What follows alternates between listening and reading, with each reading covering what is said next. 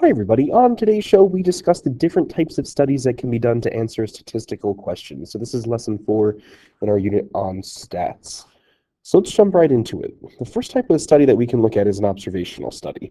So here's an example of an observational study. A study investigated whether boys are quicker at learning video games than girls. 20 randomly selected boys and 20 randomly selected girls played a video game that they have never played before. The time it took them to reach a certain level of expertise was recorded. So we've got a couple things here. We've got random selection happening. That's a good feature of any observational study, is random selection. By having random selection, you're making sure that you're getting a group, a sample that is representative of the population, and you're accounting for the differences in the population by taking this sample randomly. It kind of covers that you're not going to have a biased sample that you pick boys who are really good at video games and girls who you know are really bad at video games. That randomness there avoids that preconception of biased in the people, the subjects of the study itself. So one thing is that you're just watching and collecting data with observational studies. There's no asking questions. We're just sitting there and saying, all right, play your video game. And at the end of that, we're collecting data.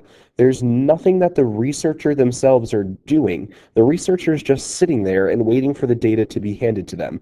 Maybe you're sitting at a park bench and counting the number of people who walk by. That's an observational study because you're not imposing anything on the subjects.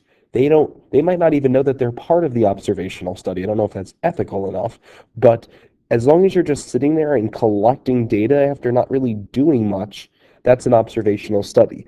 Observational studies can often be confused with surveys.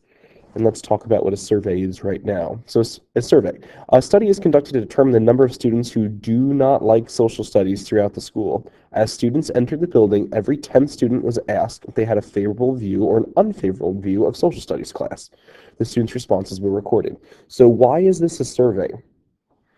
The thing is, we're asking the students here. We are asking the students how they feel. So a survey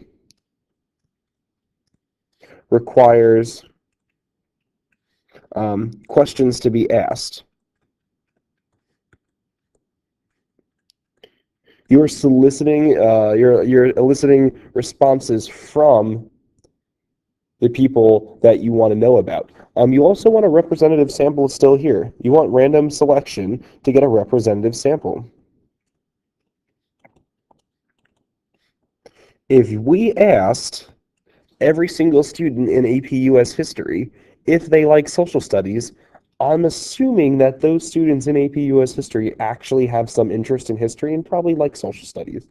If we didn't include anyone in a regular level US history class, I don't think our results are going to be representative of the overall population in our school. So how are they getting a representative sample here? They're actually asking every 10th student.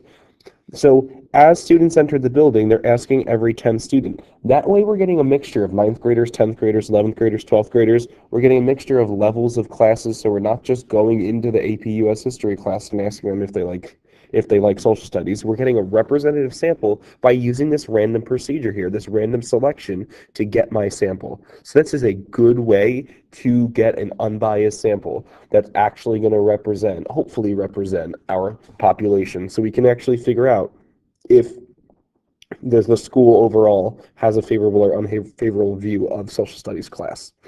The key thing with surveys is we don't get cause and effect.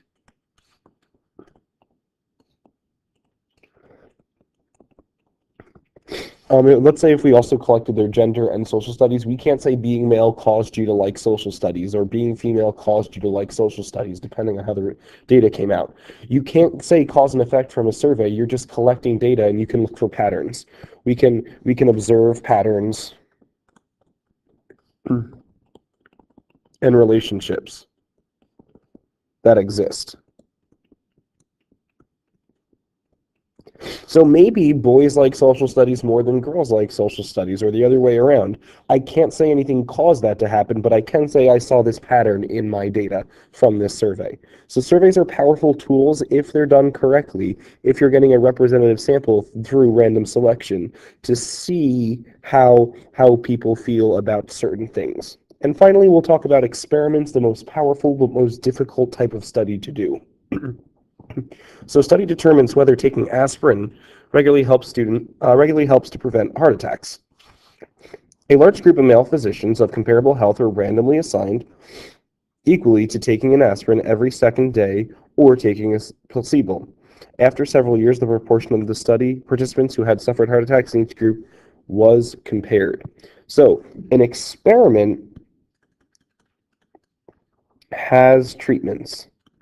That's the key thing with experiments. We're applying treatments to different groups. We're applying treatments here. Well, what are my treatments? Well, one group of them are taking an aspirin, and the other group is taking a placebo. A placebo is they think they're taking the drug, but they're not actually taking the drug. It's like a sugar pill. So these people think they're taking the aspirin every day, but they're actually not, because the studies have found that if you just said, "Oh, don't take the drug at all," the people who think they're taking the drug do better because they think they're taking the drug. So this placebo accounts for that effect there. So those treatments are the aspirin or the placebo, which means I have a treatment group and a control group. I have a treatment group and a control group. To measure the difference is, was my treatment actually effective? And the beautiful thing for experiments is we do get cause and effect. We can conclude at the end of a well-designed controlled experiment, cause and effect is established. So if this study is well designed, and we'll talk about that, we can say taking the aspirin caused them to not have heart attacks, if that's what the data supports. There's two random processes here. We have random assignment, which is a huge idea for experiments that we didn't have before. Random assignment means I'm randomly assigning them to the control or treatment group. The random assignment gives us that cause and effect because maybe I put all the healthy people with no history of heart attacks in one group and not all the healthy people in the other group. That wouldn't be a well-designed experiment here. So that random assignment gives me that cause and effect that I want to establish of, okay, I'm going to randomly assign you go to this group and you go to that group. So random assignment is a huge idea when we design experiments of who's getting the treatment and who's getting the control treatment, who's not getting the treatment in the control group.